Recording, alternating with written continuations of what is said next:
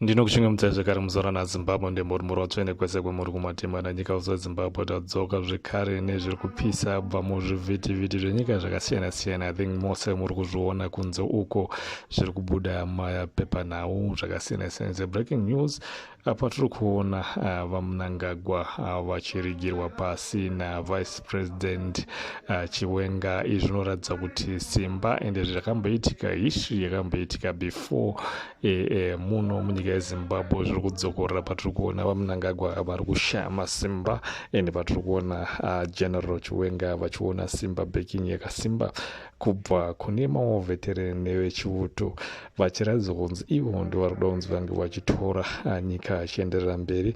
Ende uyezve mauto ataura zvekare kuti izvi kana zvisingagone vati vamunangagwa ndavasiye hurumende yacho timbotongwa nemauto kusvika pasvikikwana nguva yemaelections.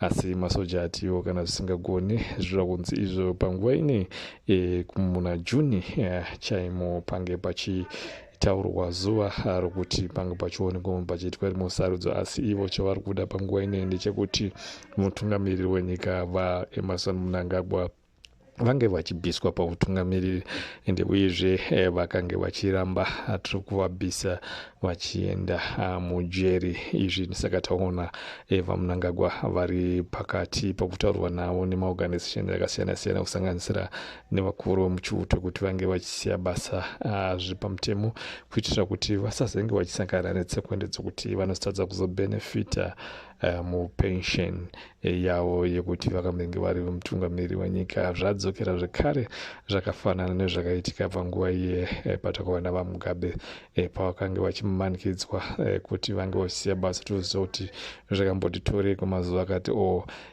vachinzi ivo vange vachisiya basa. So tiri kuona zvekare zvadzokorora muzuva ranhasi patiri kuona vaEmmerson Mnangagwa vari kutaura kunzi kana pasina kuita sekudaro vari kutaurwa vachikandwa muchitorongo. Taona even nyange hama dzavo dzakasiyana-siyana dzinobva kunharaunda dzakasiyana-siyana dzasvika nzvimbo yeBrigade Farm vachida kuzama kuti vange vachitaura kuti vanzwisisane navaMnangagwa. Kunzwisisana uku kuri kutora kunetsa ndekuti vaMnangagwa panguva ini vasi kukwanisa kunge vachisunungukirwa nokugara paState House. Asi tiri kuona Brigade Farm makomberwo akaitwa nevanhu vemauto zviri kuratidza kuti pane zviri kuitika zvakanyanya. Nyika ine yasangana nenhoroondo dzakasiyana-siyana dzekuratidza kuti zvinhu zvedu kuti zviite zvakanaka munyika ine zvinogona kuda chisimba. Ende uyezve patiri kuona paMnangagwa ari kuzama kuti ange achiona waanokwanisa kudambura kubva kuchiuto paone kuti nyika inge itadza kunyatsogadzikana arida kukonzeresa mazwi akasiyana-siyana. Saka tiri kuona mixed reaction ari kubva kuno vari kutaura vakasiyana-siyana vokuchiuto. Tinoziva kuti vamwe vacho vazhinji vainge vachizipuwa mari idzi dzecorruption, asi panguva ine vari kutoona kuti aiwa apa vakaita wrong move. Taonawo mauto mazhinji ekuAir Force ariwo ari pamberi pakusapota Vice President Chiwenga kuti vange vachitora ukuru vachienderera mberi. Tinoziva kuti ikoko kuchiuto kwakapindwa navaMnangagwa zvakanyanya vachizama kuti vange vachiparadzanisa vechiuto. Asi izvi hazvina kunyatsoita simba rakanyanya rokuti vanhu vakanganwa kuti vakuru vavo especially takatarisa the vice president akanga ari the general also of Zimbabwe National Army. Izvi andione zvaratidza kuti vechiuto havana kunyazviteerera kuti vange vachipokana neakamenga ari mukuru wavo.